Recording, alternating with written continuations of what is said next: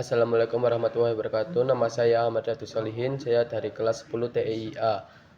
Saya akan membahas salah satu kebijakan paling kontroversial di masa penjajahan Belanda, yaitu tanam paksa. Pada awal abad ke-19, Belanda mengalami krisis ekonomi dan butuh uang. Mereka mencari cara untuk mengisi kas negara dan akhirnya menerapkan sistem tanam paksa di Indonesia.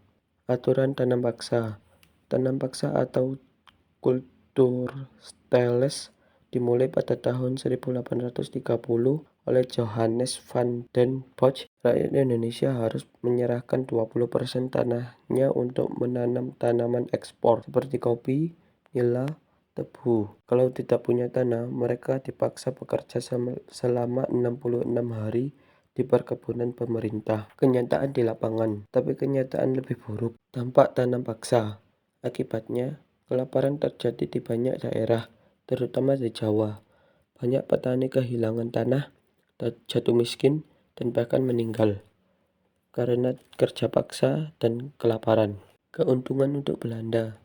Sementara rakyat Indonesia menderita, Belanda justru semakin kaya. Pada tahun 1860-an, 72% pendapatan kerajaan Belanda berasal dari tanam paksa di Hindia Belanda. Kritik dan akhir tanam paksa. Sistem ini akhirnya mendapat banyak kritik, termasuk dari Edward Dawes Dekker dalam bukunya Max Havelaar.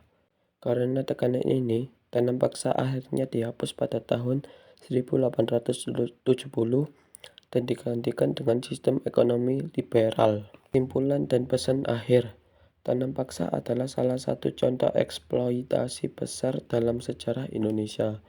Ini mengajarkan kita bahwa penjajahan membawa penderitaan dan penting bagi kita untuk selalu belajar dari sejarah. Terima kasih telah menonton video saya. Wassalamualaikum warahmatullahi wabarakatuh.